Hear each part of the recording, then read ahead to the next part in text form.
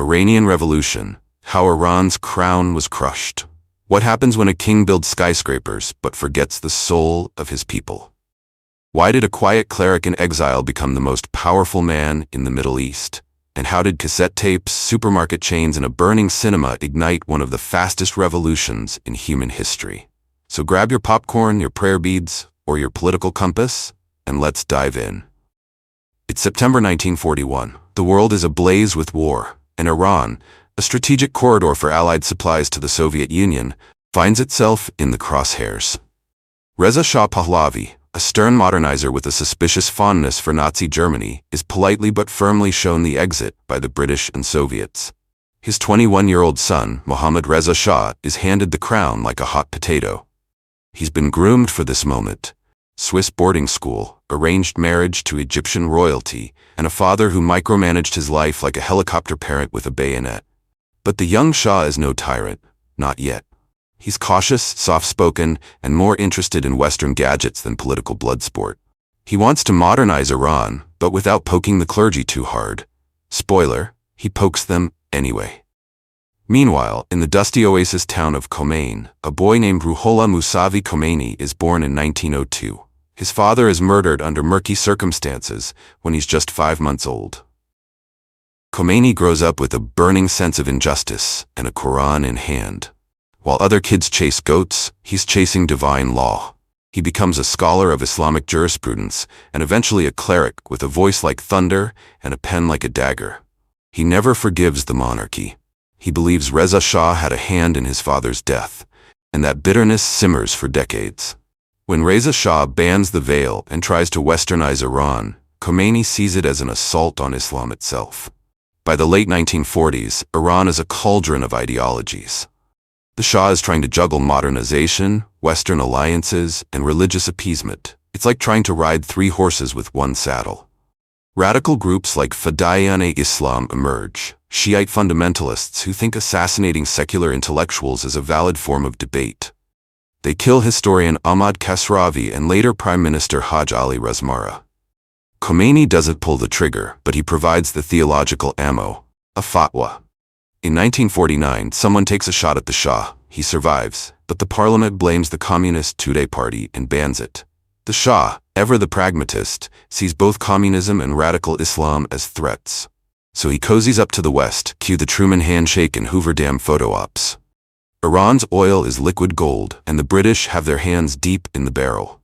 In 1951, Prime Minister Mohammad Mossadegh nationalizes the oil industry. Britain throws a tantrum and imposes an embargo. The economy tanks. Mossadegh becomes a hero to some, a villain to others. The Shah flees the country temporarily, and Iran teeters on the edge of chaos. Enter the CIA. In 1953, Operation Ajax, a covert coup, topples Mossadegh and restores the Shah. America helps him create Savak, a secret police force so terrifying it makes Orwell look like a children's author. While the Shah is busy building dams and hosting royal galas, Khomeini retreats to the holy city of Qom. He's quiet, but not idle. He's writing, teaching, and plotting, not with guns, but with ideas. He believes Iran should be ruled by Islamic law, not Western suits. His followers grow. His influence spreads. He even meets the Shah once, asking for clemency for a convicted assassin. The Shah obliges, hoping to win over the clergy. Spoiler, he doesn't. By the late 1950s, the Shah is living his best royal life. He marries Farah Diba, his 3rd wife, and the tabloids go wild. But beneath the surface, Iran is boiling. The gap between rich and poor widens. Westernization alienates traditionalists. Savak crushes dissent. The Shah's mistake? He tries to do too much too fast. Land reform, women's rights, industrialization, all without a solid political foundation or grassroots support inch. Now pause for a sec. Step into the extraordinary. Subscribe to Eccentric Digital Pixel. Welcome to the wild frontier of creativity, where pixels pulse with imagination and every frame tells a story you've never seen before. We don't follow trends. We are a community. Go to the comment section, drop a comment on your favorite scene of this story also. Smash that subscribe button and ring the bell to never miss a masterpiece, because normal is boring, and you were born to see the world differently. It's April 1962. The Shah and his elegant wife Farah Diba arrive in Washington, greeted like rock stars on a diplomatic red carpet. President John F. Kennedy, ever the charmer, shakes hands with Iran's monarch, both men smiling through the Cold War fog. The deal is simple. Iran gets American weapons, America gets Iranian oil. It's capitalism with a handshake and a side of paranoia. Because both leaders know the Soviet Union is lurking like a bear behind the Caspian curtain. Iran in the early 60s is still feudal in many ways. Landowners, including clerics and religious trusts, hold vast estates, while peasants toil without ownership. So on January 11, 1963, the Shah launches his grand social experiment, the White Revolution. It's not a coup, it's a makeover. He abolishes feudalism, privatizes state companies, introduces literacy programs, and, gasp, gives women the right to vote. Women aren't allowed to vote in the referendum, but they show up anyway, waving banners and flashing defiant smiles. The Shah hands over 500,000 hectares of land to 30,000 families. Soldiers become teachers in village schools. Nomads go back to class. It's revolutionary, and it's infuriating to the clergy.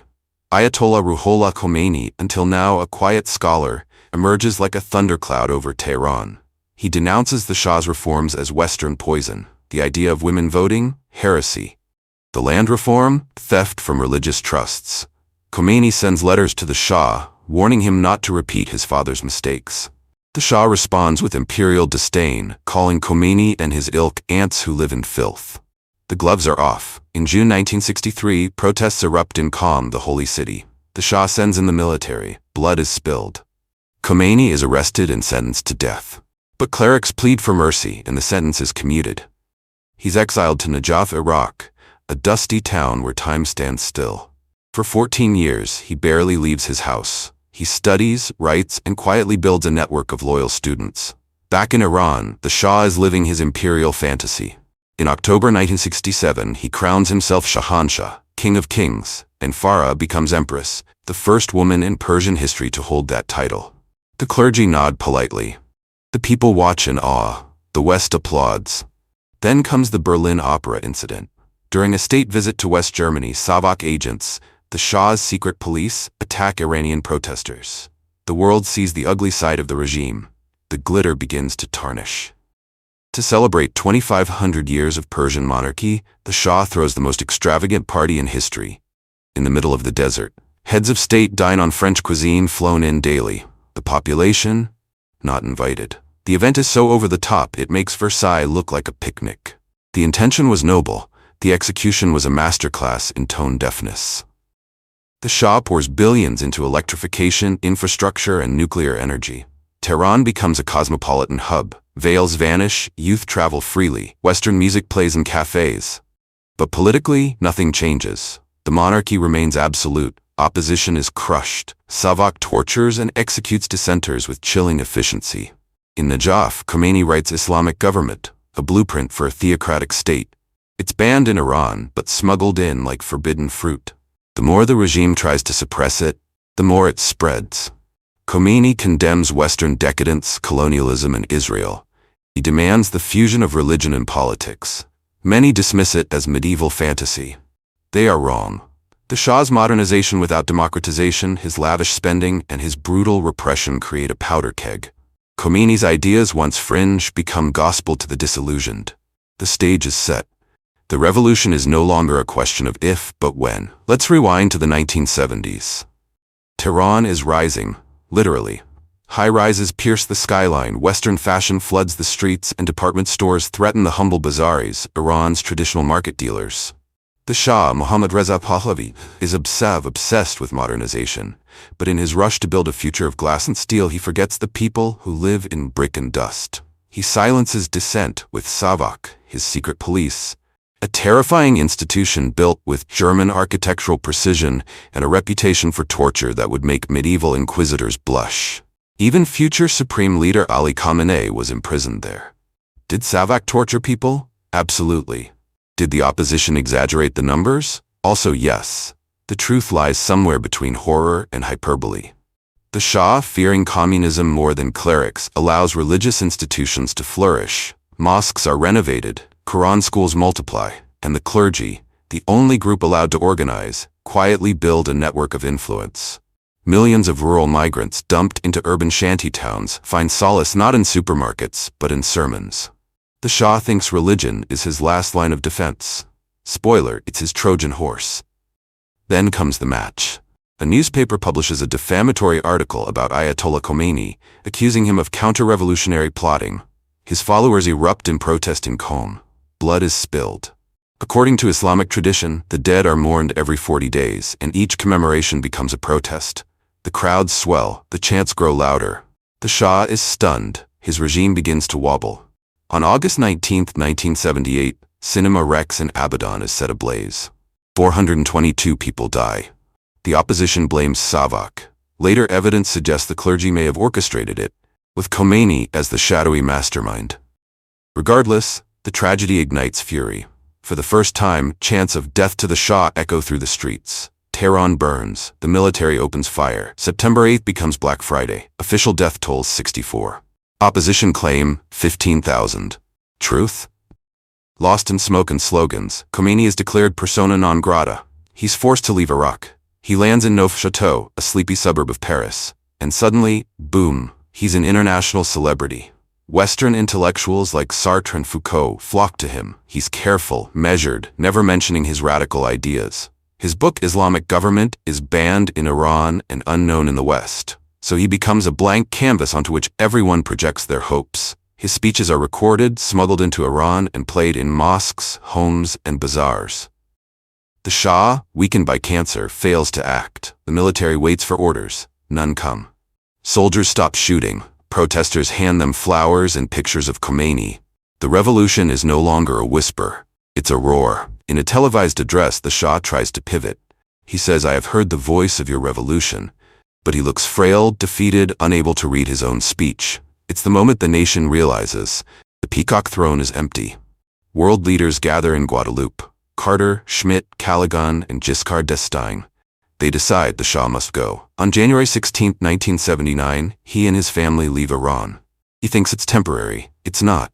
14 days later, Khomeini returns. After 14 years in exile, he steps onto Iranian soil. Millions greet him like a messiah. The monarchy, after 2,500 years, is finished. Khomeini visits Behesht-e-Zahra cemetery, where victims of the Shah's regime are buried. Then he returns to Qom, where his resistance began. The confrontation between him and the Shah was not just political, it was spiritual, ideological, and deeply personal. And in the end, the stronger will won. The Shah dies of cancer in Cairo on July 27, 1980. Khomeini dies of a heart attack in Tehran on June 3, 1989. His funeral draws millions. His legacy in Islamic Republic reshapes Iran and sends ripples across the globe.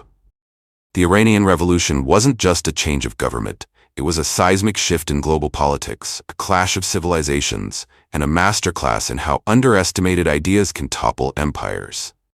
If you enjoyed this tale of thrones, turbans, and tectonic change, don't forget to follow us, subscribe, and click the notification bell so you never miss another story that rewrites history.